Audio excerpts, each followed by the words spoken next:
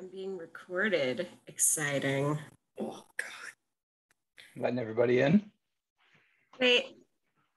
Great. Do you have your Dunkachino? Or It's running a little late. oh, come on, Oh, Duncan. no. Get it together. It's not running on Duncan. It's running late. It keeps saying that. I think they're messing with me. It keeps saying like 5 minutes away, and it's been 5 minutes for like 10. So I don't know what's going on. Yeah. Hey, Bridge. Hey, Bridge. Hey. Hello, hello. Hello, Amanda. I'm curious if Alexander has his yet. This is a good question. If you're just joining us, my what I like to call no shamerino or no chamachino is not. There it is. Wow, you got a large too. Is that a large? I ordered a regular. Shit, I think it was a medium.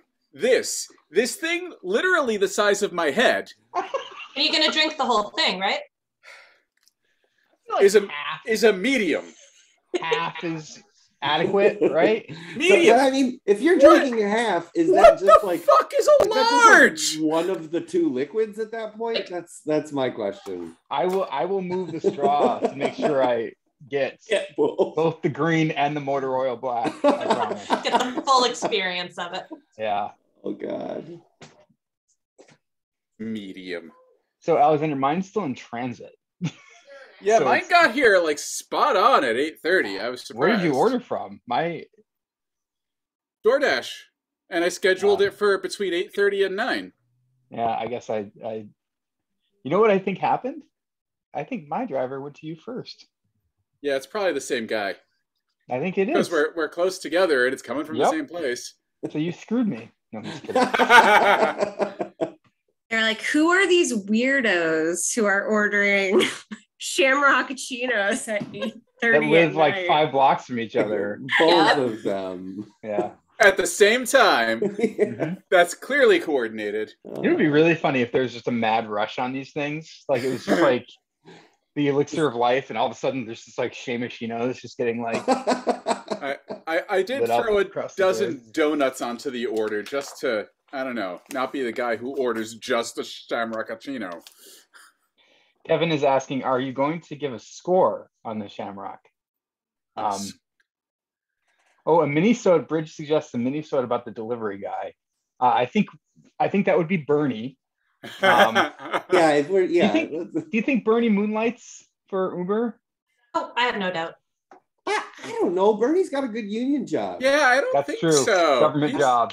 He's civil service. Yeah. I'd say he's well taken care of. And anything else he does is an earnest hobby. Yeah. Alexander, why have you entered the waiting room if you're already here? Is that the effects of the drink already, or what? Is that? Oh, that might be brandy. Okay, I just want to make sure. I didn't want it to think it was another Zoom bomber or something like that. But what's that? I was just signing in. Okay, it's coming up with my name.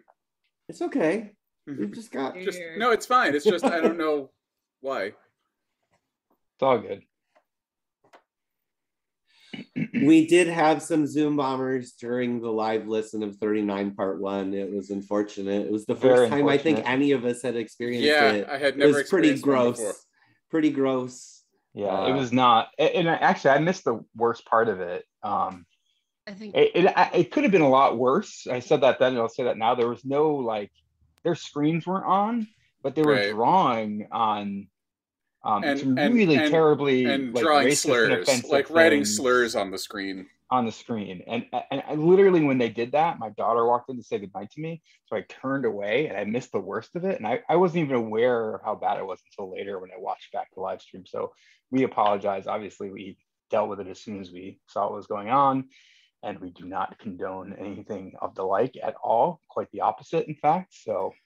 Yeah, really hated that happened, and hence the registration for this event, because I've never thought I'd have an issue with it. So I don't know. It's weird. People are weird. 3 years into this, and it finally happened. Teenagers. I can't believe I missed Teenagers. They sounded like teenagers. It was definitely teenagers. One of their screen names literally said like Fortnite on it. So Yeah. maybe they just get tired of like killing each other in Fortnite and they're like, Yeah. let's kill a Zoom. I don't know. Like it's Yeah. weird. Like I don't. Yeah. It doesn't seem like it would be that much fun. No. And at first they were just trying to insult us, but like we couldn't make out what they were saying, so we couldn't even get insulted. And we were just like, okay, like maybe they're just like goofing off. And that's the thing. They were like, hey, shut up. And we were like, all right, like we're just gonna keep talking. There was like a pause and we just kept rolling. So they were probably like, hey, how come these guys aren't getting mad? Teenagers scared me when I was a teenager, and they still scare me to this day. Yeah, I'd say. I'm very close to having one in my house. Oh, God.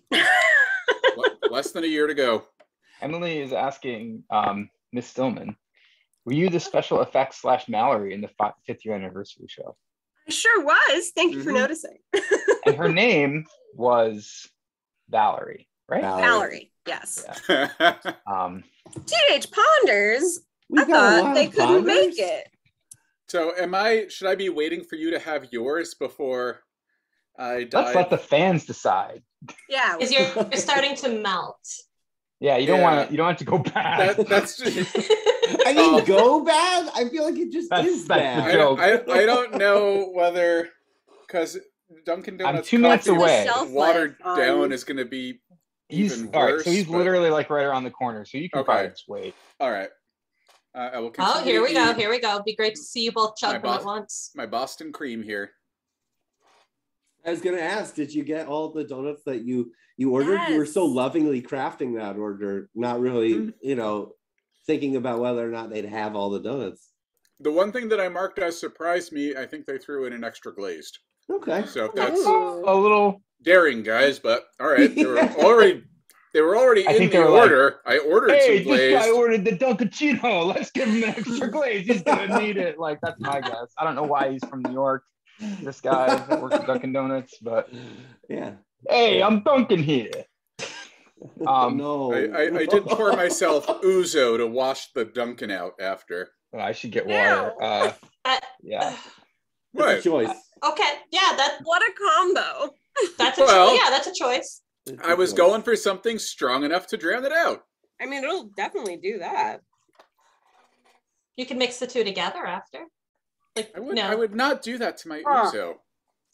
That is, yes, fair. Yeah, do not do that to your poor ouzo. For anyone who cares, which is nobody but me, the Boston Celtics are currently destroying the worst named basketball team in the history of the NBA, the Utah Jazz. Just completely demolishing them, and it's such an exciting time to be. Why is that the worst name? The Utah Jazz? I mean, okay, it's a weird location for that name, but weird. Also as a sports team in general, but also Jazz. Like, why is that the name of a sports team?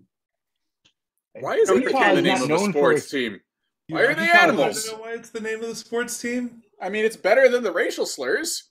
I mean, 100. I'm not saying 100%. I don't disagree with you. It was originally the New Orleans Jazz. It was the New Orleans Jazz until the 90s, and then Utah. They moved to Utah. So all right. That makes more really sense. They should have changed the name to Utah Sucks. But if they're playing for New Orleans, Jazz is a perfectly fine name for them. Yes, but they're not. But they were, and you don't typically change the name just because you move cities. I know it makes it weird. Do they? Yeah. I mean, they changed the city name. The Rams have moved a bunch of times. The Raiders have moved a bunch of times. The Brooklyn Dodgers? Hello. So there was one. Well, I mean, that's baseball, but still, there's more than one. That's just one example. All right. Wait, but aren't the Dodgers now? It's happening. It's your monstrosity. Happening. Wait, the Dodgers kept their name when they moved to LA. I can't keep this with me. You're going to hear me like. Didn't they eventually just disband? I didn't know I wasn't aware of them changing their name. At any rate, sometimes they wear they purple. Even keep the original city name. They're the Los Angeles Angels of Anaheim for a while. That's funny. That's hysterical. The team of my favorite movie, Angels in the Outfield. Angels in the Outfield. It all goes back to Angels in the Outfield. The Jazz wear purple, which gets my approval. Good color. It's my favorite color. So I don't care about sports typically, but I have friends who are really into basketball. No, I just like purple. Yeah. We have a Discord, and I made them a sports channel because I'm a kindly moderator. And they posted this video of, I think it's the mascot for the Orlando Magic. I don't know, something with magic in the title. Yep. And Orlando's Magic. I don't watch the mascot was doing a magic trick. And it's pretty good, actually. I recommend the video. I don't know how he did it. Or they did it. I don't know. My high school growing up was the Herkimer Magicians, but we just had Herkimer Magicians, and we just had a rabbit with the top hat as our... My first question is, why is it in an enormous bag? Why is it in such a large bag? Is there you know what? I bet I can answer that for you. If they have the tray in there, because I used to have to deliver dunks way too often. There is a tray. Amanda with the inside knowledge. Oh yeah. Oh, my DoorDash ears. Yep. Did you also get the cup that is the "we just need to get as much of this out of the store as possible" cup? What happened? Oh, you got a much smaller one. Oh wow. Oh. This is the medium. They were like, they put the tiniest amount of cream. I want to confirm that. Mine says medium on it. It is the thing that I have to get. I see the green at the bottom. And there is green on the bottom, but like... I don't think we got from the same place. Mine came in like an actual Dunkin' Donuts bag, too. Yours is just in like rando brown bag. Oh, okay. Oh, okay. Alexander, I think yours is a large. I don't know my gotta be. It has to be, right? Yeah. They gave you a large. They were like, there's no way. Look at your cup. Does it say Dinkin' Donuts or does it say Dunkin' Donuts? Does it say Dunkin' Leak? Because it definitely looks like a leak. Yeah, it's a Dunkin' Leak. Maybe it'll taste good. Indeed. It definitely, I can definitely tell, like, I can definitely smell fake Irish cream. So here we go. Are we doing this? Okay. I don't have a straw either. So I'm just gonna do it. Do it.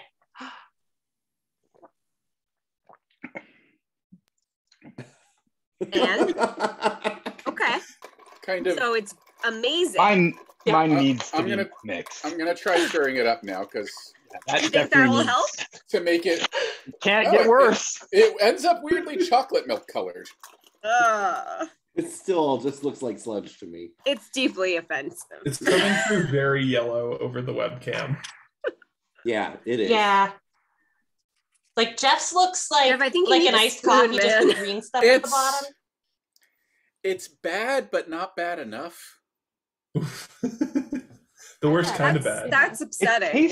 It tastes aspirin-y. It tastes like it's like a chalky kind of like somebody dropped an aspirin in water and you're drinking aspirin water. Yeah, I mean yours just does look like there's a bunch of macchiato dust at the bottom with your green. I think I just got a bad batch. Like I think that doesn't help. Alexander's might be the you might just literally have the flavoring. Like, we are getting some chug requests. So God, I don't know, guys. I'm sorry to disappoint, but well, that was too large. I'm gonna get some sort of straw or like stirrer. I'll be right back. Yeah, do it.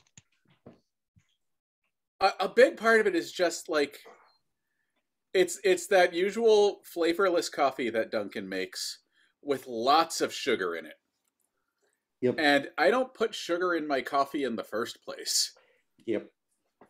So it's just sickly sweet, but it doesn't have a flavor to go with the sweetness. Nope. So it doesn't have that profile of Irish whiskey that they advertise? Maybe like that lingering aftertaste of whiskey. So it burns? No, it doesn't burn. It just kind of lingers on the tongue, but not the good parts, except like the good parts of whiskey. Would it be improved with actual whiskey? Like if you got some whiskey. Can you just ruin some whiskey? There's that. Although I have some whiskey I could put in here that would not be damaged by this. Look, I'm not saying to get like the some Crown Evan Royal. Williams or I'm saying something. like get out the Jim Beam. I have worse than that. I have a bottle of whiskey that James Oliva's father gave to him. Okay. That proudly boasts on the bottle, aged 24 hours. Oh.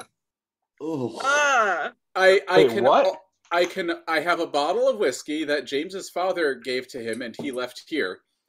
That boasts on the bottle, aged 24 hours. But they they electrify it and claim that speeds up the process. It's like a green. And it is terrible. I have to. That's it. I can't drink that whiskey unless I'm already drunk. Oh my God, that is green. That is neon green right there. Did it taste green? It tasted green. I mean, in that green is a color we associate with sickness. Is that a crazy straw? Yes, it is. Perfect. Oh, nice. Sweet. Okay, I will say, the aftertaste is bad. The aftertaste is real bad. No, that's absolutely the worst part. Not going to sugarcoat it. The mixture of the green ooze and the fake coffee substance helps a little until you stop drinking it. And then it's just the aftertaste of the aspirin. It's kind of like vapory in your mouth. Like you can feel the vapors of not quite flavor, but whatever that is instead of flavor. Just kind of radiating from your tongue. Yep, and it's not going away. Well, glad our campaign's going well. It's a good thing we're getting paid for this. Yes, I mean, there you go. Well, I know. Not exactly, but you know. Well, it's just not the same. I don't know what to say. I feel very shamed. I do to you. Well, thank you, Kate. Thank you, Kate. Yes, thank you. Absolute legend. Happy that this helped. You know, if we got $1 towards our goal because of this, it was worth it. Unless I feel sick tomorrow, in which case it will not be. But no, it'll still be worth it. It'll still be worth it. We appreciate all of you so much. So much. Oh my gosh! Yeah. We cleared 75% today. We're on to 76%. We've got like more than a week left. Woo! It's incredible. We're really feeling good about where we're at, and that's all thanks to all of you and how much you have shared and contributed and just care so much. So. It really kind of, we really can't say enough positive things about our supporters and fans. We love you all very much. And with that being said, Brandon is asking for the details of which Dunkin' Donuts yours came from. I got it in like a Mount Auburn. I think it came from Harvard. Okay, we got from opposite directions, I think. Okay, well that makes sense. I mean. Yeah. Clearly they had not made this before, and they're like, I don't know, put some green shit in it. No one has ordered this and this makes sense. No one has ordered this at the Harvard Square Dunkin' Donuts. or I'm sorry, one of like 5 Harvard Square Dunkin' Donuts. Yeah. With no hands. You think around Harvard no one went and ordered this on what was that? No. Hello? Bridge was saying something, but I didn't catch it. Bridge, did you say something? Oh. Nope. Might have been an accidental unmute. Accidental unmute. Happens to the best of us. Yeah, all good. Anyway, I don't think anyone at the Harvard 5 dunks. I don't know. The Harvard students on St. Patrick's Day, you don't think any of them just ordered everything I'm just green saying and absolutely not. There's other things you could be imbibing on a college campus that you can make Yes, of course. And once you've imbibed them, things like this start to seem like a good idea. He doesn't teach there anymore because they refuse to give him tenure, which is a whole other bullshit thing. But I really love the idea of Cornell West going to Dunkin' Donuts and getting one of these. Like, I don't know why. That really tickles me. They refused Cornell West tenure? Yeah, they would not do it. All right. Because he was that we don't have to get into that. I'll explain their bullshit racist reasons later. But I know for a fact that Cornell West did go to Starbucks because somebody saw him there once. So close enough. Anyway, should we listen to the episode? I'd say let's do it. Yeah. I haven't heard it yet. Ooh. Oh God, this is adding pressure. I'm just been too busy. How much of this am I actually obligated to drink? Oh, the whole thing. Is it the whole thing? Even though they gave me a large when I ordered a medium? I would say think given a medium quantity. Yeah. Oh, okay. Yeah. No, Okay. that says all of it. Kate says all of it, and she did put us over the edge. That's so. true. So- All right. What would Fred say? He would want you to drink the whole thing. He's the one that literally. Fred would want you to drink the whole. All right. I Don't make yourself sick, but No, but at the midpoint, we're going to need a bathroom break. well, if we're streaming, you can go and use it. Yeah, you can. No, but I don't like. I know what it is, but I still don't like missing. Okay. There. Yeah. Well, it's not the only time you can hear it. You can always go back. I know. I watch the chats and seeing the chats in real time that I like. But it's fine. Is this anyone's first time listening besides Ponders? Ooh. Just curious. All right. Cool. I'm going to share my screen. Oh, Bridge. Oh, Bridge hasn't listened yet. Oh gosh. That Bridge, is some self-control. Yeah. This is Appreciate fun. that. Okay. I'm going to share my screen. I got it all queued up. That's the script. Don't want to share that. You might learn things. Don't look at the script. No learning allowed. No learning. Sure, That's our rule.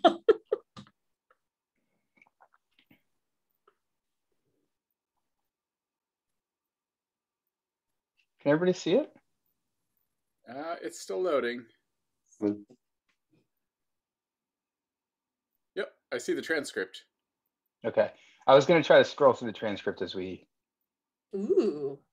played. Fancy. Wow, that website looks beautiful. No, right? It really does.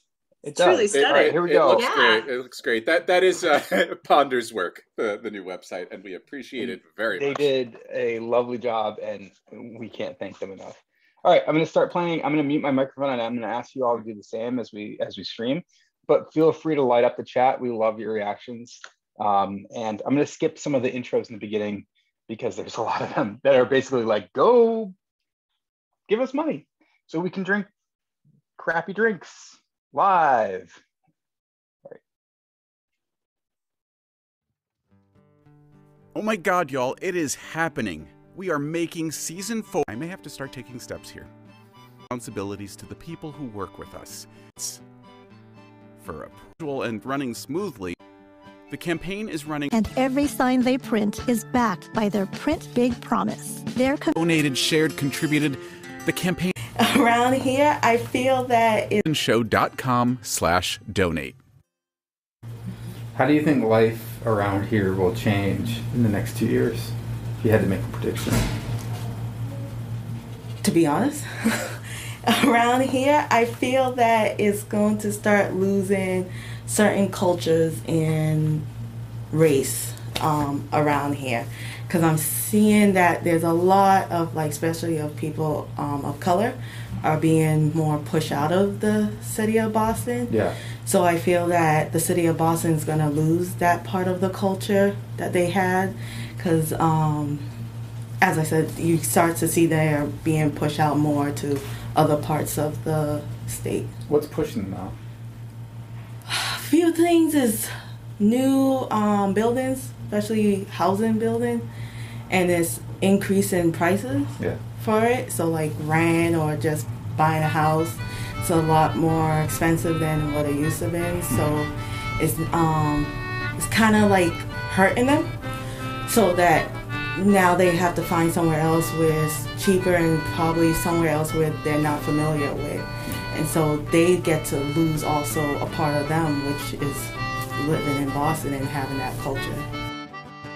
Previously in Greater Boston. What's your plan here exactly? Gonna team up with Gemma. Couple others. We'll operate out of their real home. Oh, and you're under arrest. What? You have the right to not talk and all that jazz. Oh, you thought this would be so easy, didn't you? But when I looked into that ball, I could see myself clearly again, and I know who has it now, and I'm going to get it back. Braintree. Peabody. The Underground. Haverhill. Lowell. All right. Revere. Hanson. Jamaica. Guys, food truck. Randolph. Redline.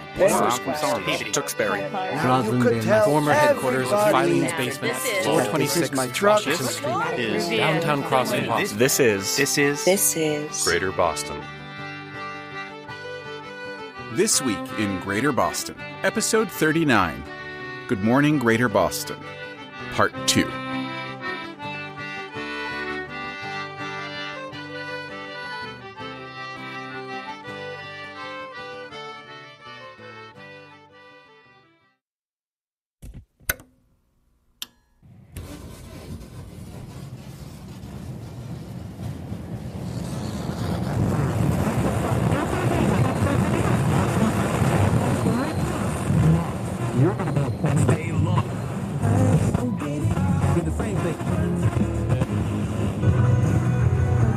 April 14th, 10:02 a.m. Review line status. No points of infrastructure degradation. April 14th, 10:04 a.m. Scheduled maintenance to tracks between Central Square Station and Kendall MIT Station.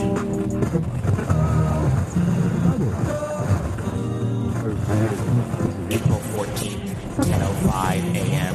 We call Michael, our oldest friend, unemployed, living in our apartment, desperately posting job ads. No. April 14th, 10:05 a.m. Nope.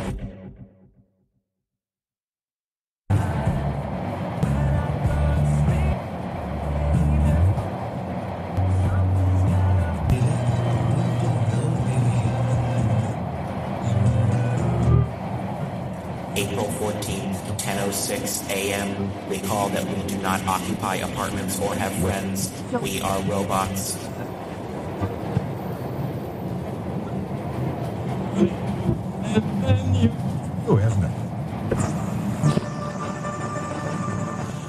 April 14th, 10:07 a.m. Narration, new subject, Thomas, a.k.a. Tinker in Taunton. In Taunton, Thomas arrives at Compass Storage to visit his orrery.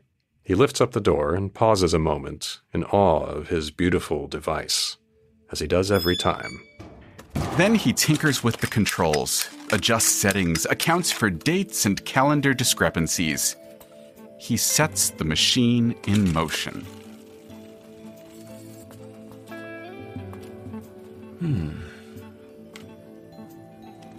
Oh, I see. Venus eclipses Mercury. A tertiary conjunction of the inner planets in concert with a conjunction of Jupiter's moons. Pluto cuts an orbit interior to Neptune. A new comet appears, traces a sine wave around Uranus and Saturn, then collides with Enceladus, raising an enormous eruption of dust and ash. The crowd goes wild. With the opening of Braintree Park and Ride Rooftop Stadium, he has found a new job. A whole new vocation, really. And he's eager for celestial guidance as he embarks on this new path. Oh, this is a lot. Okay, this seems, at least, momentous. But let's see what Third Sight Media's Orrery for Beginners has to say. Conjunction, outer planets, no inner planets. There we are. Novel comet, waveform path, page 154. Okay. Calypso, what do we have? A trial awaits. Well, that's not specific at all. A trial, there's always a trial. That's all life is. A series of trials. Maybe I missed a detail? Did I account for Europa? Thomas resumes his tinkering, looking for nuances and revelations, continuing to pursue knowledge of what is to come.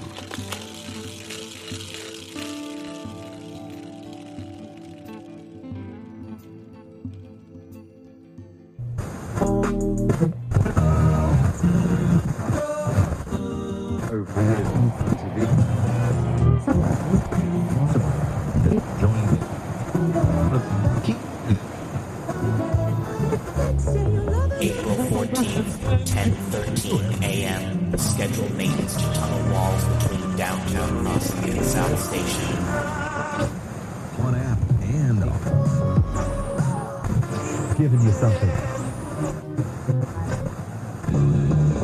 There's plenty of...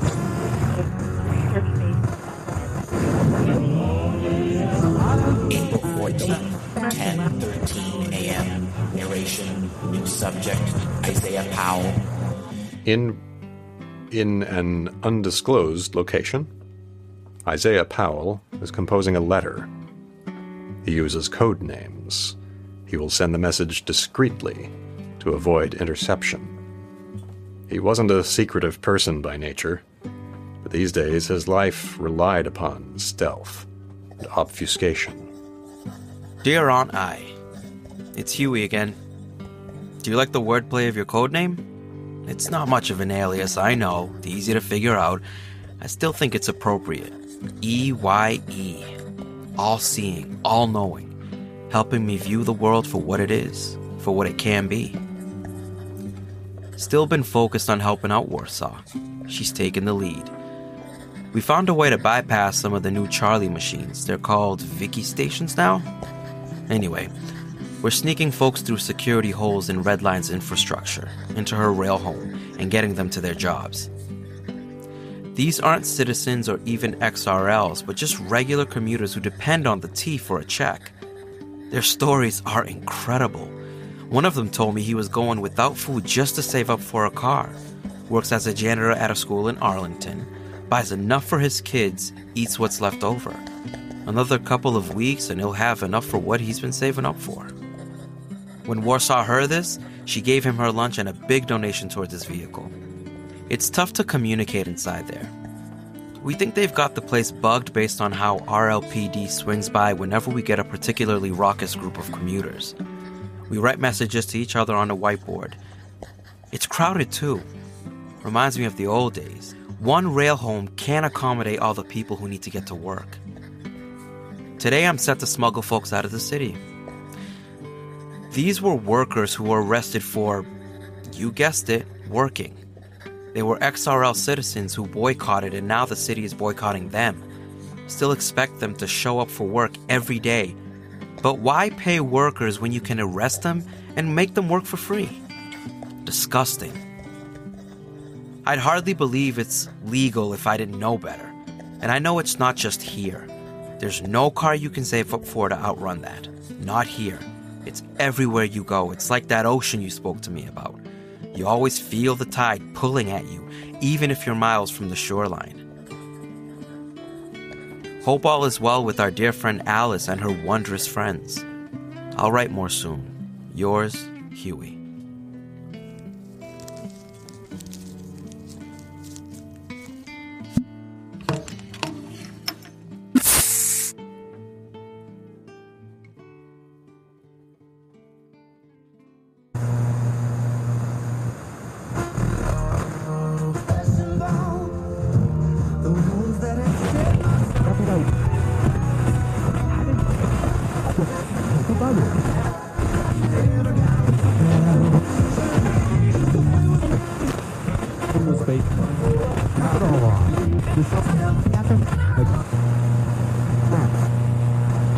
April 14th, 10:25 a.m. Check in on Nika. Narration continued from 9:58 a.m. Nika Stamatis.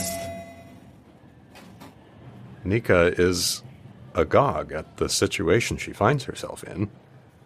Ben Affleck has just poured his heart out to her, and she has sat here, patiently listening, like some sort of person who listens to other people's problems, like she had with Emily. That was a disaster, of course.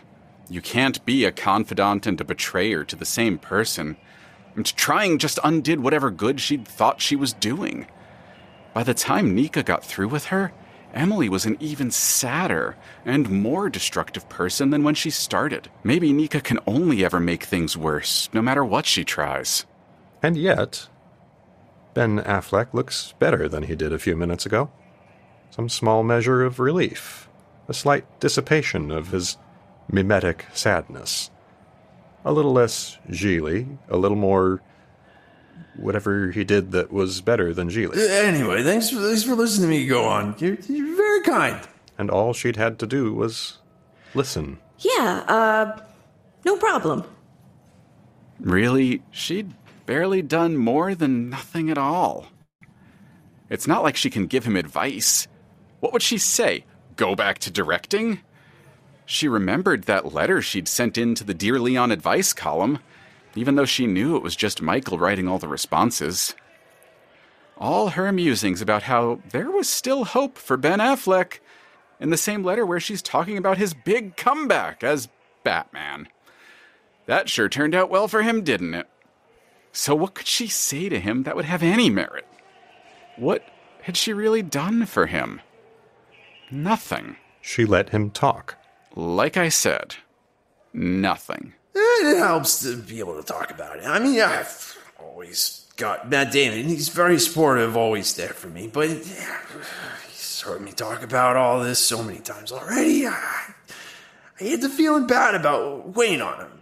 Yeah, weighing him down with all my problems. See? Matt Damon, did you want to say something? I love you, Ben Affleck. You're my best friend forever, and I'm here for you. And they'll all get over the Superman thing someday. I think Matt Damon is right.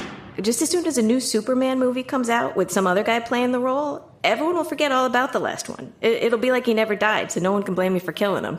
Thank you, guys. You're awesome. And seriously, Nika, you ever change your mind about pitching that story, just give me a call. I can make some introductions for you.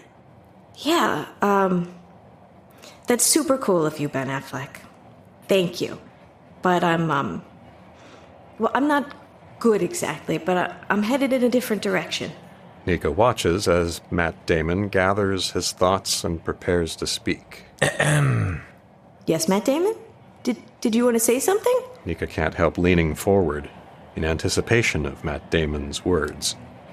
What will he say? What wisdom might he impart? What does Matt Damon have to say to her, of all people? There's a pause. A suspenseful silence. Nika is on the edge of her seat. Matt Damon speaks. Growing up, I heard the commercials on the radio all the time. Right alongside 1-800-CARS-FOR-KIDS. Singer So-and-Vac in Somerville.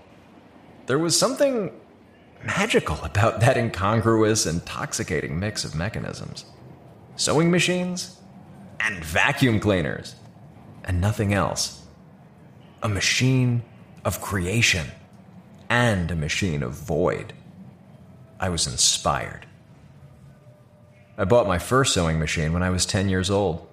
I could only afford a refurbished machine at the time, a machine with a history of service long before my clumsy little fingers threaded its needle. But it was beautiful, and I loved it.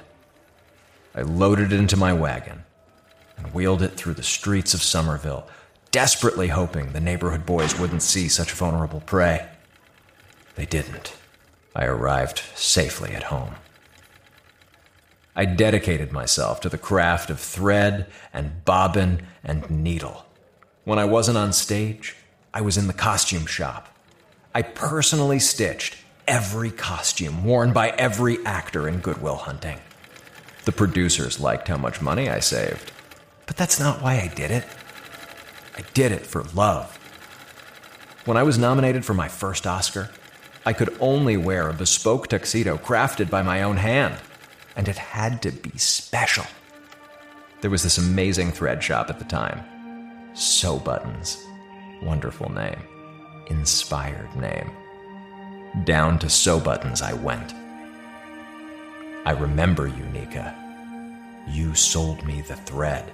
Spool after spool of the finest fiber optic textiles that had yet been created, and a hideaway battery pack to sew into the lining. I bought a blue bulb. Blue, like electricity. Blue, like a canary. I had planned on using red. You talked me out of it. You told me that red was too garish, that I would disappear into it. Nobody would truly see me, only my tuxedo. But in blue, I could shine out from within the light. The light would convey me rather than consume me. And you were right. I've never regretted listening to you that day. I still shop there, at Sew Buttons. 3 years ago, while I was in that shop, I saw your flyer. You had a show, an open mic performance. I remembered you and how you had helped me. In my gratitude, I felt a compulsion, a need to attend, to see you at work within the work of your heart. Holy shit. You went? I went to your show. You saw me? I saw you perform. You presented a monologue. It was about me. About how I had shopped in the store where you worked. About how you had never met me, though we'd been in the same building at the same time. I was confused. I understood that it was an artistic choice, but I didn't understand the purpose of the lie. Why deny that we'd met? It was thematically incongruous with the other pieces of the monologue about the people you had met. Chevy Chase in the video store, Jonathan Frakes' father, the English professor. I didn't understand the point of the lie. I didn't understand the point of the monologue. It wasn't good. There was nothing I could do for you. Oh.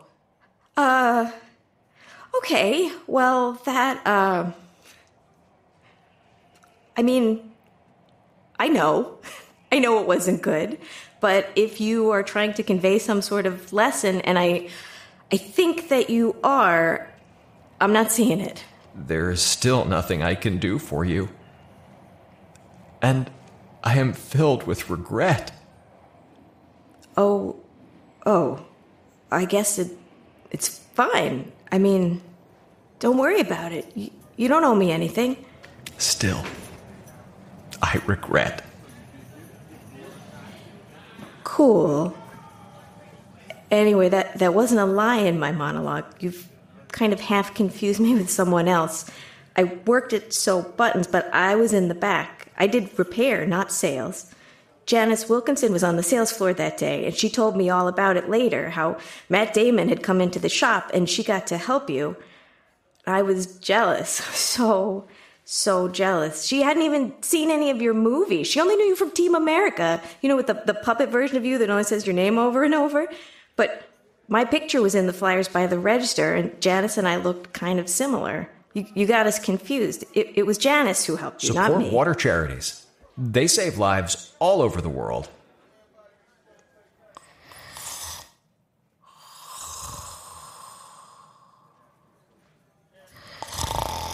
Matt Damon? Are you asleep? Oh, shh. All that talking tuckered him out. Doesn't he just look like an angel when he's sleeping? Shh, just like an angel. Yeah, he does.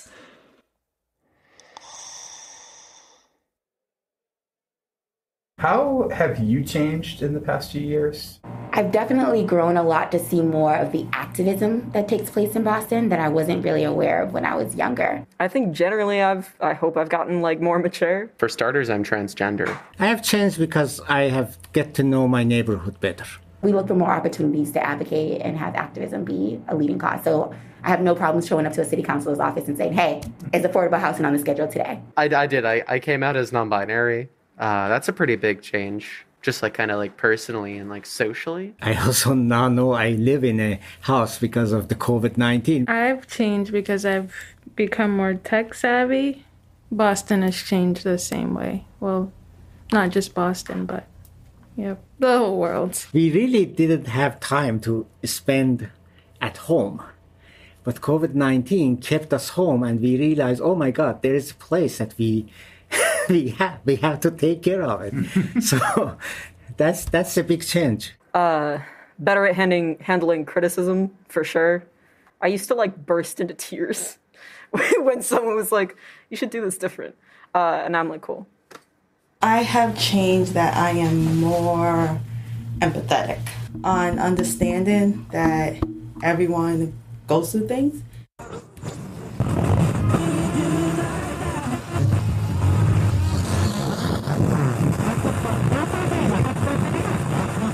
April 14th, 10:44 a.m. Narration, new subject, Wendell Jorgensen. I'm making coffee for my love, Louisa. My love, Louisa, I'm making coffee. Then I'll make some breakfast for my love, Louisa. In Jamaica Plain, Wendell Jorgensen wakes with a lover in his bed and a song on his lips. Wendell is an early riser, a cheerful cook, and the sort of man whose happiness comes from bringing joy to the people around him. Is this... Singing telegram guy. He's been around since the beginning, but he has a name now. Oh, lucky him. Louisa will sleep for another 43 minutes. By the time she shuffles down the hallway, she'll find a table set with buttermilk pancakes, homemade raspberry compote, and hot coffee. It's interesting that we aren't narrating Louisa directly. Haven't in quite a while, actually. Not since... Well, not since she got over you, I suppose. Yes, she seems to be doing well. Now that she doesn't have you to worry about anymore. If that's how you'd like to look, I'd have predicted for her. Likewise, if I'm being honest. But he is sincere, and he's in love. When Louisa finds him setting forks beside the plates already on the table, she will smile, as she smiles every time when she wakes to find him near. Oh, this must sting. Narrating your ex's new boyfriend. Narrating Wendell allows me to see with perfect clarity how genuine his feelings are. If you don't believe that brings me overwhelming joy, then you haven't learned anything about me at all. Mere hours ago, you insisted that you are human. That you have human feelings. Humans are jealous creatures, Leon. To their core. If you don't feel jealousy, then what are you? I think the better question is, what are you? April 14th, 9:19 a.m. Narration, new subject, Stone Anderson, introduce new character.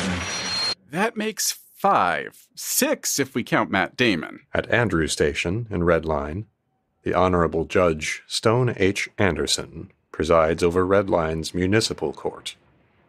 Anderson is Red Line's first, and to date only, judge, responsible for overseeing every civil and criminal case within city jurisdiction. As he reviews his docket for the day, he shivers in the cold air, glad to have the heavy sweater he wore beneath his robes. Let's see what we have today.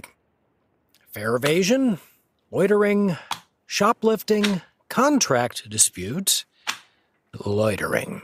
His judicial bench is located immediately beneath the glass clock tower of the open-air structure that previously served as bus terminals.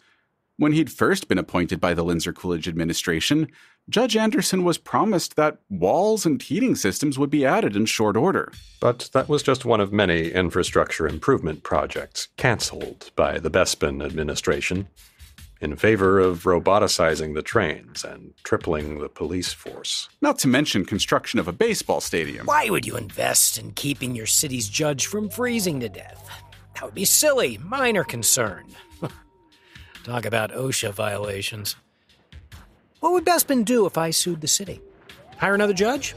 Nah, I bet she'd make me preside over my own case and still pressure me to rule against myself. The bailiff intrudes on Judge Anderson's grousing to remind him that there are a number of defendants, lawyers, plaintiffs, and witnesses also sitting out in the cold, awaiting his decisions. What else are we looking at today? Loitering. Fair hopping. Loitering. Resisting arrest. Arrest for what? For loitering, of course. Vandalism, okay, that's something. Loitering. Ugh. The mayor knows that loitering is literally just standing around, right? Not actually doing anything besides existing in space. This is really how she wants to use my time? It's not even trespassing. Of course, the judge knows what it's really about. Trespassing isn't good enough for Bespin's campaign to keep subversives and undesirables out of Redline. Not every undesirable is technically illegal. Hippies can get Charlie permits if they have the money. But loitering laws let you arrest anyone who looks out of place, legal and illegal alike. Anti-loitering ordinances were one of Bespin's top priorities. She expected them to be enforced to the full extent of the law. For some, that meant jail time, anywhere from 30 days to a year. Which was fine. A little jail time never hurt anybody. Wow. You're really going with that? Hey, don't blame me. I'm just narrating what Stone here is thinking. Right. Excuse me. Which was fine, the judge thought. A little jail time never hurt anybody. Ugh. But for most, rather than jail, the penalty was rehabilitative contribution. An opportunity to pitch in with all the tasks left undone by the ungrateful former janitors, waiters, vendors, and other unskilled workers who had invalidated their Redline citizenship through boycotts and work stoppages and other antisocial activities. Forced labor. Helpful labor. Slavery. Slavery is illegal. No. It isn't.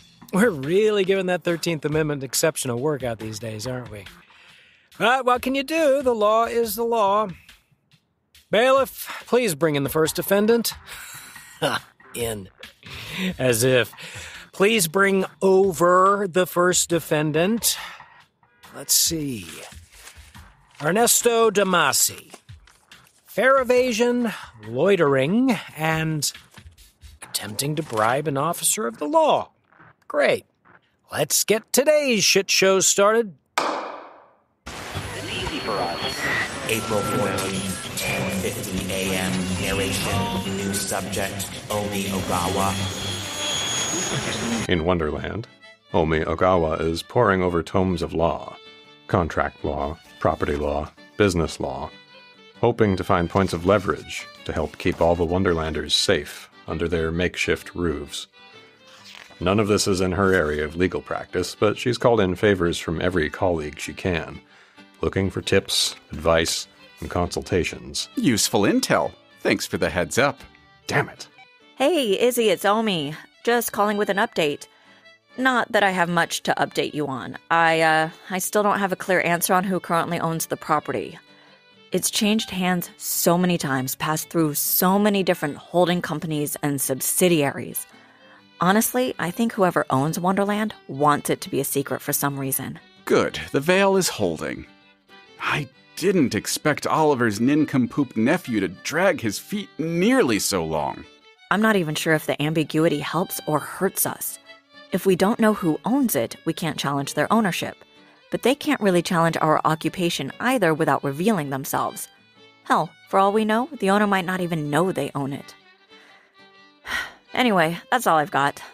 Oh, are we still meeting at Charlotte's for Discovery tonight? I'll bring pie, unless plans have changed. Let me know. I should check in with Oliver. Make sure he's turning the screws on his nephew with adequate vigor. April 14th, 10:58 a.m.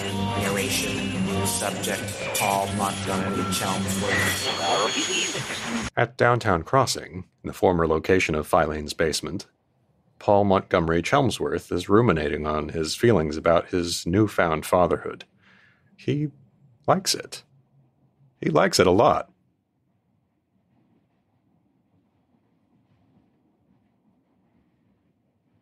Vincenzo? Hey, Dad. Ah, there you are. Vincenzo, I was just wondering if you were busy. I just bought a new chess set and thought maybe you'd like to help me try it out. Yeah, I don't know, Dad. Chess isn't really my sort of game, you know? Oh, right. No, that's fine. Thanks, though. Well, maybe we could... I'm just kind of busy, you know? Oh. Nah, I don't mean... It's just I got a new job. I start tomorrow morning. Oh, well, that's wonderful. Congratulations.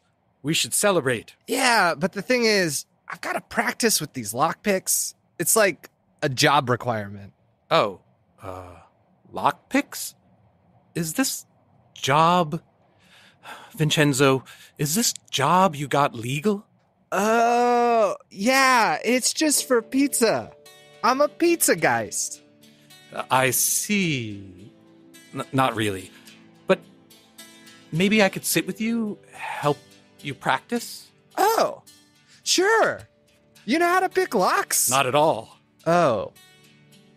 But you see, there's a teaching technique if you really want to learn how to do something. One of the best ways is by explaining it to someone else who knows even less. Oh, I get it. So, like, if I teach you how to pick locks... Then, in the process, you'll become a better lockpick. Lockpicking person. Lockpicker. I'm unsure of the proper word there. That makes sense. Sure, let's try that. So first you need a lock to work with. Here, this one's just a regular door lock, like on most houses. Those are the easiest. Oh, that's somewhat alarming, but okay. Okay, so like, this is the tension rod. You gotta insert the one end. Nah, not like that. The other one. Right. So that goes in the lock, and then you turn it just a little, so you've got tension on the pins. That's why it's called a tension rod. Yes, okay. Now, you got your feeler picks, but those are like the advanced tool, you know? You probably want to start with the rake. That's for beginners. Here, this one's the rake. I don't really use it anymore, so if you want to practice on your own, you can hold on to that one. Right.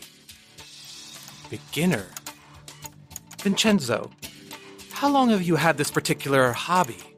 Oh, I've been doing this for hours. Just practicing nonstop since, like, this morning. It's not too hard, though. Pete's trying to figure out that intercom in the mayor's office. Since this morning. I see. Okay. Well, show me what to do next.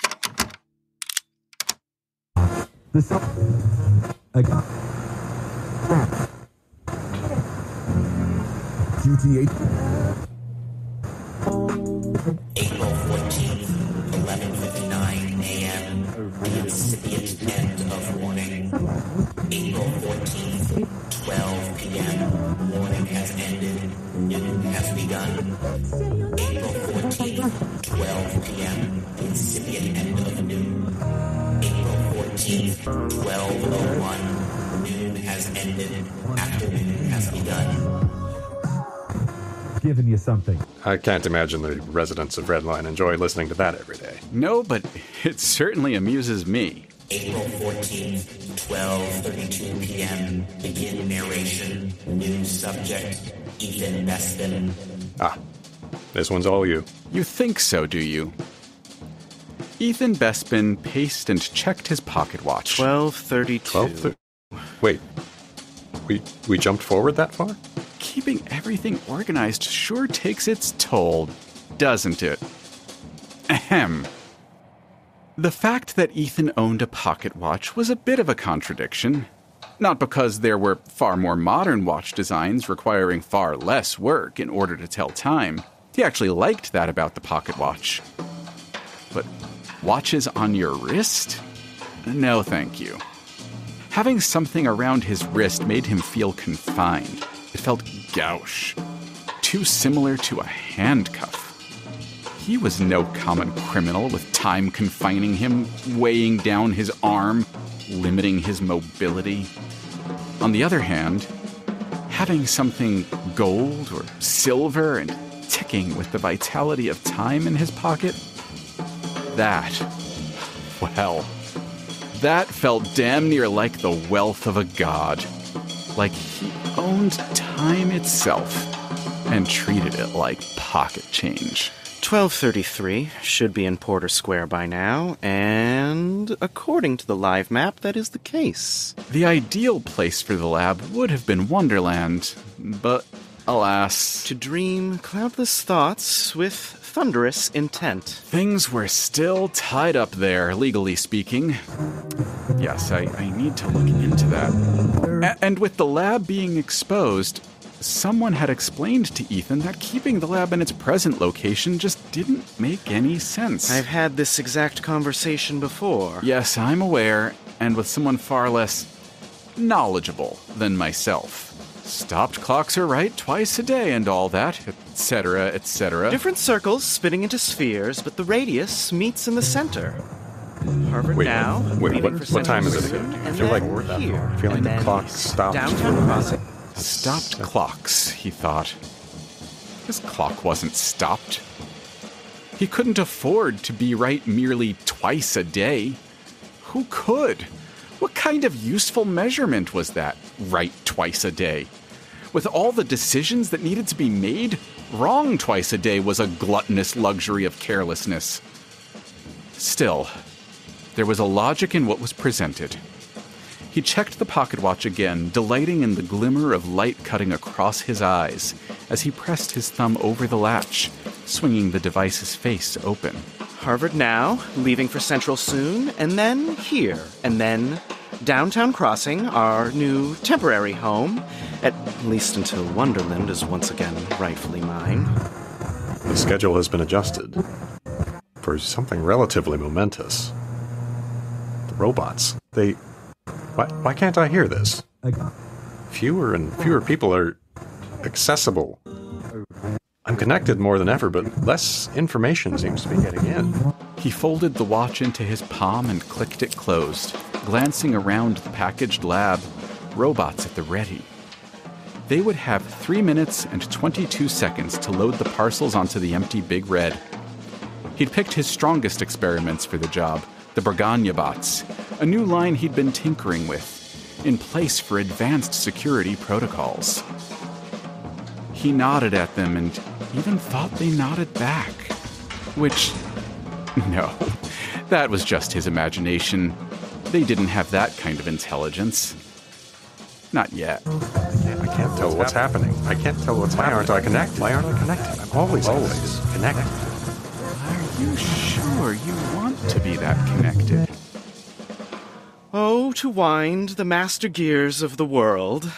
Ethan had recently read an article about the man who runs the master clock of the world, which most electronic devices used as the universal standard.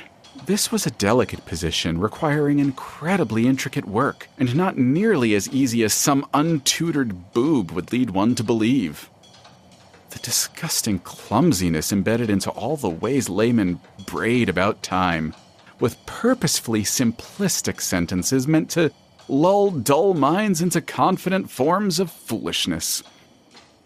Like clockwork.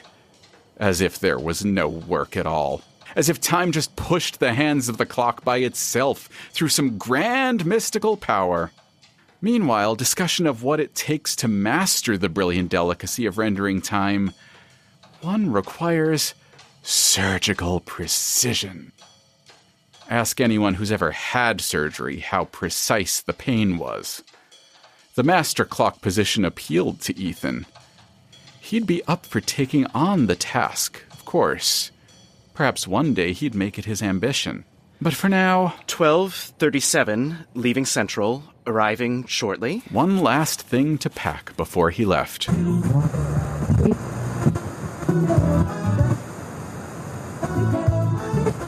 There we are. Kendall. Ethan. I'm with Ethan. I can feel the expensive leather gloves. We are moving. How sad it must be for you, Mr. Stamatis. You feel so much, don't you? What with your feeble little mind connected to the city? Tunneling in the dark underground all day. The only way you can make sense of it all is to focus on all these pointless people, all their pointless routines. And you're so clouded over with their boring little stories that you probably don't even realize you're not telling the story anymore. Remember all that rude razzing you gave me? As if you could possibly have the wherewithal to narrate on your own. Please. Remember, I was inside their heads long before you arrived here in your cheap little magic sphere.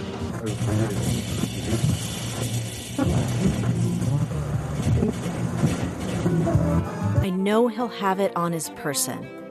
I've spied on him for weeks trying to map out his routine, trying to get a sense of what he does with it. Waiting for an opportunity like this. Ethan knows he came close to losing it the night we raided the lab and freed. If he'd left it behind, I would have my ball back already. Yes. Going through the day and focusing on routines does make this all slightly more manageable. And yes, it has been difficult to focus on whatever story is being told. Even now, I feel as though I'm missing something. The plan calls for some kind of distraction. A distraction and a good pickpocket. But, just like I am not the only narrator, As for the distraction, neither are you. 12:37. The train arrived precisely on schedule, and the Borgagna bots bundled packaged boxes in their robotic limbs, expertly stowing them in record time. Ethan snapped his pocket watch closed and slipped it into his pocket. His lab was moving. Yes. But Emily had already moved, and Ethan had a good idea where she'd moved to. Standard time was invented for the trains. No. Standard time was invented to avoid chaos caused by the increased widespread use of the trains. Standard time is a concept you pathetic humans use to wrap your feeble brains around something you could never understand. Emily. Ethan's fingers closed over the gold ridges of the enclosed watch. The watch which was a contradiction indeed. Because Emily had given it to him. And Ethan loved it so. Is that an actual feeling of remorse? I'm feeling too much. From far too many these days. I bit the bullet and gave the guy what he wants. A chance, a wish, a hope, a dream, a good word. People have sold their souls for less. He'll be doing a good thing. Ultimately. Am I missing something? Have I failed to calculate? Something? Have I failed to calculate? The train roared over the river, and Ethan stared... The train roared over the river, and Ethan stared at the sun shining high over the Hancock. This one? Everyone tells me peanut butter is vegan, and yet I still have my doubts. Ouch. This one? No. Her? It's alright if I get a pizza pie tonight. Bonanza! Dun-da-dun-da-dun-da-dun-da-dun-da. Pizza here really sucks. No! Her? As for the distraction, I've tracked Ethan Cheddarhead's movements and all his scheduled T-stops. He's deliberately keeping his distance from someone. No! Come on. Someone in particular. Ethan rode down the... Ethan rode down into the tunnel at Park Street now. Oh, maybe her. I can't believe this wedding dress fits just as well as the day I bought it. Possibly better. Too much. Far too much. 12:38. Going on 9. Oh, dear. Ethan grinned. The scheduling was flawless. He didn't even need to open his pocket watch. He counted the rhythm of the ticks against his fingertips. So I feel it only makes sense if the distraction is built around her. And they arrived at Downtown Crossing exactly on schedule. Welcome home, my gooey little underbaked cupcake. I loved your idea of renewing our vows, so I just had to dress for the occasion, wearing this same pristine white dress, just as you saw me the day you made all this happen. Your red line bride. 12:40? Remember how we married at Kendall and then rode that train on to the next chapter of our lives? It's so romantically symbolic that we find ourselves here, now, in that same situation years later. A wife is a wife, like taut rubber bands. Step to the side so we can unload the lab, my sweet. We need to keep our schedule. Oh, let them wait. We made them wait all night the day of our wedding. Time didn't exist for us then. Time was a tennis ball we could bat round the court just like we used to when we... Time is a wonder known only to gods, and grasping for answers leaves the layman parched. We will not change course. We will not change our schedule. But you wrote me. It was your idea. I thought... She thought you were coming home to her. Home is the place I have interests in mind. Distraction 1 down. Time for distraction 2. Hey, Mr. Bespin, say cheese. Ah! I watch the scene unfold like it's in slow motion.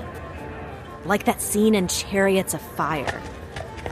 It's the only scene I've watched, to be honest, usually during the self-congratulatory clip shows at the Academy Awards. The ski mask photographer running up to Ethan isn't a photographer. He isn't a cop either, no more than I was. He's a thief. A thief named Philip West. And he stole something from me a long time ago, and now he's stealing it back. Oof. Oh, I'm so dizzy. Too much. But this feels somewhat familiar. Oh, you feel somewhat familiar. You and your gloves. Off we go. I don't understand. Oh, what a silly misunderstanding. It's all for a bit of pick-me-up for our fair red Linians. Who doesn't want to see their red line bride pitch in and help move lab parts for robots? And her sugary little cold bonbon? The ball. The ball? The ball? Where? They took the ball! What? You human blockade wall of a woman! Are you even capable of understanding what you've done? Are you? Well, phew! That's enough work for me today! Keep redlining on! Red lines matter! This ride certainly didn't go quite as planned. And just like Mr. Stamatis, our schedule is off. Far, far off.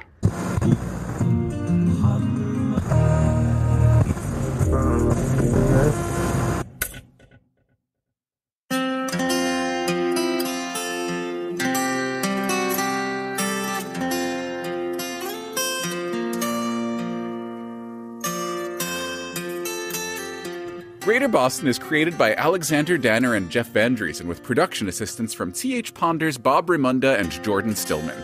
Recording and technical assistance from Mark Harmon. This season of Greater Boston was recorded in large part at the Bridge Sound and Stage in Cambridge, Massachusetts, with recording engineers Javier Lam and Alex Allenson.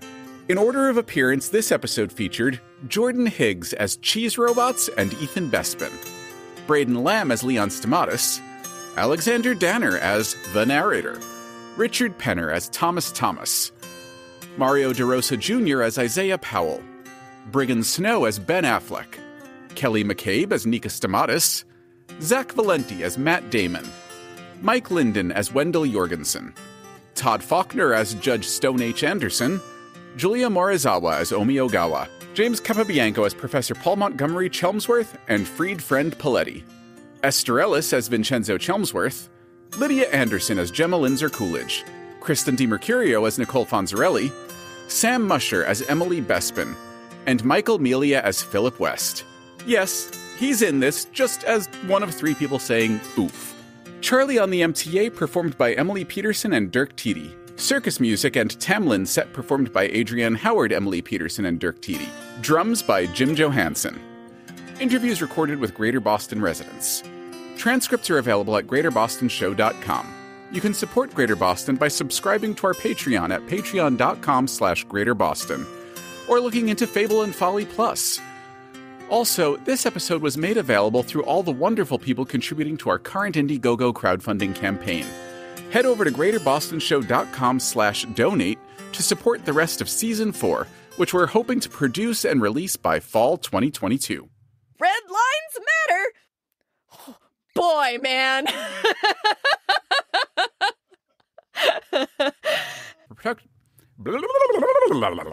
James Capabianco as Off we go. Off we go.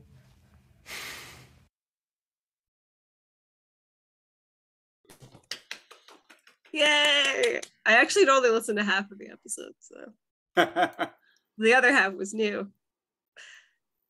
Well, newish. Still not. I can't get over all the Leon stuff. Oh, my heart. Ouch. Buckle up. Ouch. Buckle up indeed. So thank you for joining us. And thanks for listening along. And yeah, I mean, like, here's the thing. Like, yes, Phil took the ball, but that means that it should be coming back to Gemma, right? Right? Hopefully. Right? So we'll see how that goes. One day, once this campaign's finally over and once we're able to actually sort of do what we hope to do. This is the last surprise episode. We promise there's no more surprise episodes. We don't haven't produced anymore. So yeah, no, this is as far as we've gotten. And even this one was done like 2 the days night ago before, which is a couple things that we might want to remember when you all wanted to do these like way earlier in the campaign? No. Yes, I would have gotten it done. I would have gotten it done. I know, but I'm glad we changed things. I'm glad we moved things. So yeah. Oh, there'll be more surprises, but not right now. I drank this thing. I'm almost done. The It's whole not thing. good. You're I'm almost so done. impressed. You had an actual medium. You're not done yet. I drank a freaking gigantic head. How are you feeling? No one put Can a I gun to ask, your yeah, head. Not great. Did it get better or worse? It's very dairy heavy. It's very milky. Yeah, Like, it's and very like and the milk settles so that it got kind of milkier as it went along, which I think helped. Yesterday, No, I it does said, not "Are you help. going to It does drink not all help. that coffee at night?" And you said, "Coffee, not a problem." And I said, "Are you going to drink all that dairy at night?" And you said, "Dairy, not a problem." I don't have issues with dairy. I'm fine with For me, dairy. the problem is all the green shit's on the bottom. Yes, Now that I'm there, it's I like agree with dust. For Kevin. me, the problem is there is this much liquid in my stomach. I You would ordered like a to large, hear. man. That I is your did problem. not. I ordered a medium. It says on the cup medium. Maybe Look, they I thought they can't- were being nice. Please pour the Shamrock Chino. You were all like, I love challenges. I love drinking shit that's not good. I said I like tasting things that aren't good. I didn't say I I- like guzzling gallons of it. I told you that the deal was we had to drink the whole thing. This is not the size I ordered. I told you didn't have to drink the whole thing. Oh, well, no, we asked the listeners and they said The I did. Listeners did So say. are you shouting at the listeners right now? No, I'm shouting at you. We're the ones having the conversation. I didn't make you do this. This is what I'm trying to tell you. This Y'all is are how we good ultimately sports. defeat the You narrator. are, I like it. We just give it. That would actually be pretty good if at the end of the show, just like somebody like Wizard of Oz style just like throws one of these on the narrator. The narrator's like, what a world, what a world. Duckachino.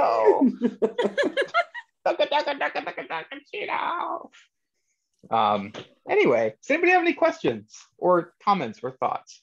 Yes, the question has been asked. What is the score on the Shamrock? 4. Yeah, 4. That's yeah. so generous. That seems very generous. Because it's not. Like I said, it's bad, but it's not bad enough. Right. Interesting. It's got a chalky taste, like aspirin-y, and like fakey. You know what it doesn't taste like, but I thought it would. And we were talking about this in Slack the other night. It doesn't taste green. Like I was expecting the green. No, it doesn't. flavor. It tastes And brown. That's so disappointing. It is. It tastes pasty brown. So you're gonna get another one tomorrow, right? No. New Daily Donks. Ooh. We do have some questions coming in. Okay. Yeah. From Kate, how did you decide to make Ben Affleck and Matt Damon recurring characters on the show? Well, that started with like so many things. They were mentioned in a kind of, offhanded way. Jeff wrote some letters when Nika was writing into Michael's Dear Leon advice column, in which she was using them metaphorically. And then, because we like to call back everything. And we just thought it made sense when we were thinking about pitch people for Legion last season, to have them in a commercial pitching Legion products and then getting arrested by Legion for breaking the Legion rules. And then once we did that, we're like, well, they have to return and they have to meet Nika in jail, because if they're all jailed, then it's that's right too back good to be true. Right back to the beginning with Nika's, encounters with celebrities. Proximity with fame. Yep. Yeah. And then we said, well, we can't get, so the thing about, I love Briggan's performance. It's actually better than I ever could have dreamed to be. It's amazing. But we actually cast him specifically because we did not want Ben Affleck to sound like Ben Affleck. We cast both Ben and Zach and just said, just sound like yourselves, because that to us was funny. But Briggan wouldn't have it. Briggan was like, no. He got so excited to play this role. Yeah, I'm gonna do this justice. I'm gonna take it to this whole new place. And don't get me wrong, I think Zach did a wonderful job. That monologue kills me. But like, it's really funny because it's got the confidence. So if you think about these two characters, and if you think about the letters that Nika's writing, and how she's like talking about how Ben Affleck yearns to be like the Matt Damon in his heart, or whatever it is. He yearns to be the more confident, stronger of the two. And that's really about her and Dimitri, right? It's about her wanting to have that kind of confidence and be able to do whatever she wants to do and make decisions. And so here we have these two characters where it's like confident Matt Damon, who's so confident, he's insisting that Nika's monologue is about him when he's not even mentioned. It's not even in it. And he even says, like, I don't understand why you're lying about it. And then there's Ben Affleck, who's like literally like stuttering and like just like flapping around and like can't, it's just, he's so insecure. And it's just a lovely kind of, I think, shadow and mirror of a lot of our other characters. So to answer the question of where the inspiration to cast them came from, partly we just love them both as performers.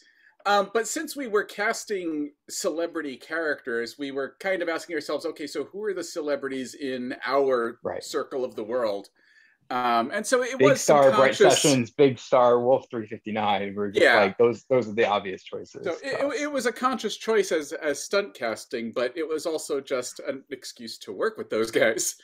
Because we love them. And the best thing is we asked them, they were like, absolutely yes. No questions asked, we're in. And we were like, great. Okay. We asked Zach like at the end of season 3. When we cast Briggan, we like asked him like a super ass long time ago, and he had a couple of years to say like no thanks, but every single time we bring it up, he was like, yes, I'm doing it, we're in. Did you try to get the real Ben Affleck and Matt Damon? No, we did not try that. No, did not. I don't know if they would appreciate. We have tried to get other celebrities, but those were not the type of celebrity we actually are like excited to work with. We got Tim Russ, which that I was very excited about. We were very excited about Tim Russ. I didn't think that was going to happen. James Oliva and I went to Tim Russ's house to record that scene. I don't know if I knew that. That's Yeah. crazy. That's wild. Yeah. It was wild. We were there a half hour. He was fantastic to work with. He mostly just directed himself, took it real seriously. Like, when he wasn't happy with his performance, he stopped and gave himself his direction and did it again. And it was great. And then when I spoke to him again when he was recording for ElfQuest, he didn't remember it at all. Oh, I mean, it was that's fine. That's the life of the pro actor. Just one That's job after the next, right? Yep. Yeah. All right. Any other questions, thoughts, feedback? There's one in there from Emily. This one? Yeah. I think have we not explained that? I think we did, but maybe not in a concise way. Sure. Gemma, it's a real dumb thing. But it's in that moment at the very beginning when Gemma is trying to hire someone for the position that ultimately goes to Michael. She drops the crystal ball and it rolls across the desk, knocks over a stack of resumes and falls to the floor and lands on Leon's name. And she says or thinks to herself, Leon's Tomatis, well, that's one decision made at least, and decides to hire him for this position that she really doesn't want to refill anyway. And so she's thinking about her career at Third Sight. She's thinking about how she hates it. She's thinking about how she wants to get out of it and do something else.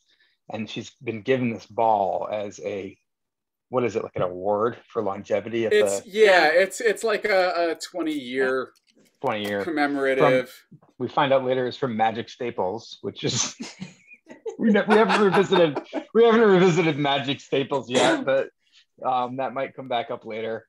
And she's thinking it's just a cheap piece of junk, and it's actually a real magical item that summons his spirit when she says his name or thinks his name in that moment. Because in theory, although it's not timed exactly when he says nope, in fact, it's 2 episodes later, it probably happens at the same time as his death or shortly thereafter.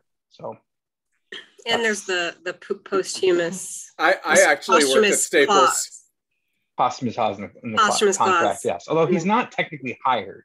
So I remember bringing that up and it was like, oh, Leon has to work there. It's the posthumous clause in the contract that he agreed to, right? In the cover letter, which is part of that whole sequence.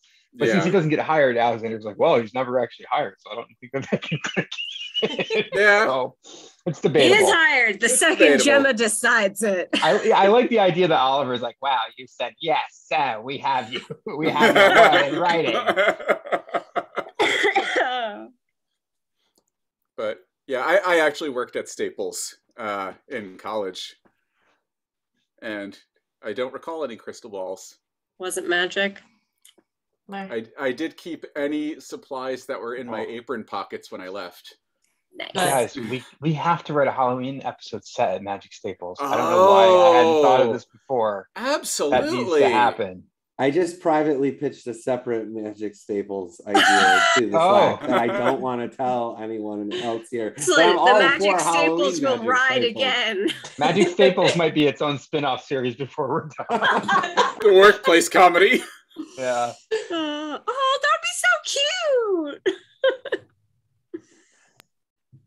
I'm glad people like Magic Staples. Somehow Wanda also works at Magic Staples now.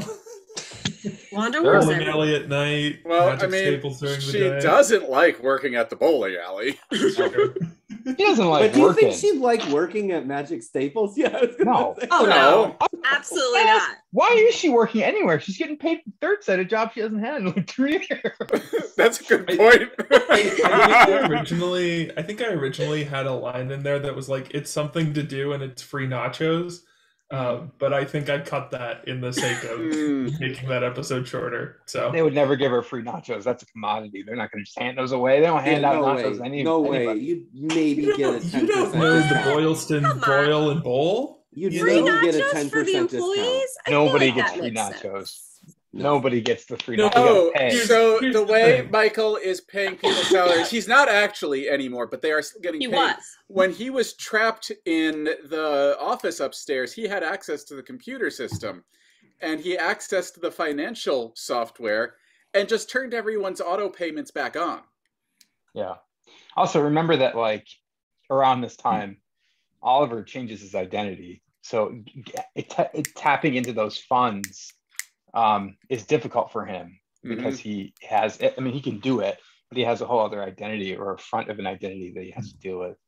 So I was kind of assuming basically, he didn't even have access to the business funds anymore. Just whatever probably he not. Yeah. funneled into his personal. We're making this shit up on the fly, guys. Like, yeah, that's always good. Yes, but embezzlement. Yeah, no, it was absolutely embezzlement. Yeah, I like it. Yeah, it's gonna be the Enron season later, where it's just like Michael's on trial, the federal government comes in. I mean, the company would have to sue him, and they don't exist anymore.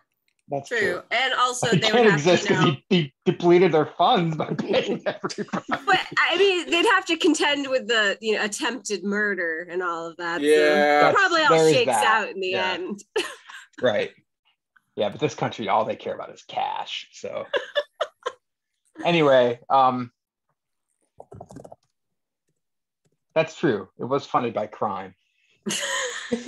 This weird publishing empire was funded by crime. In my head, while it was founded on the crime earnings, I in my head imagined that it actually did make a profit and did fine somehow. It did have readerships throughout the country. We made that very specific. Yeah. It wasn't just a local magazine. When writers wrote in, they were coming from all over the country. So it was popular. I don't know. I mean, the whole thing about Oliver was that his plan was he wanted to publish the news before the news happened, right? Which is how he was sort of manipulating the ball and making sure that he was publishing stories about stuff that were more relevant than relevant. So yeah. And like he did have it wasn't entirely fake. It wasn't entirely fake, his attunement with the supernatural, because he could sense Leon. Right. So I like to assume that allowed him to make some better decisions business-wise than would seem likely. And they sold at least one copy of Third Sight Media's introduction to orrery. So, you know. And knowing that genre of book and how much it usually costs, that was probably a pretty good sale for them. So. Oh yeah. I think Magic Staples probably got a cut too because they printed it. So yes, their publishing division. Yes. No, I just mean like at their store. Like that's how it's self-published. It was a publishing company. They used Staples for their printing. You'll see Mallory. Don't worry, Mallory's coming. You'll see Mallory. Here's the rule. There's a rule with Mallory every season. Can anybody guess what the rule is? Every season, there's a rule about Mallory. Did we stick to the rule? I thought it might have We gotten. did. No, I think we did stick to it. All right. I There couldn't was remember if there was I broke much it. contention because we almost broke it. Yeah, I think I almost broke it. Anyway, the rule about Mallory is she doesn't show up until the 4th episode, so be patient. But she will be there, I promise. It'll She's be worth introduced it. in episode 4 of the series. She's in the 4th episode of season 2. She's in the 4th episode of season 3. If you ever notice, she always pops up 4. I don't know why.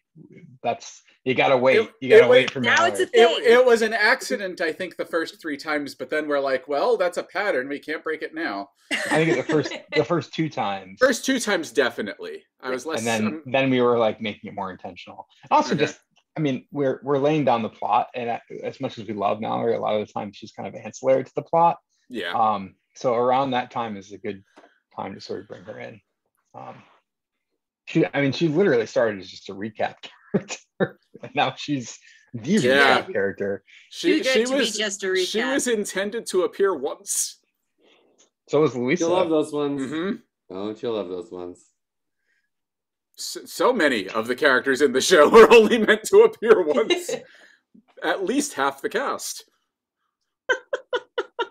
Yes, I love. That's a good point. I love how she just shows up to talk shit about Leon in his funeral episode, like as the place setter.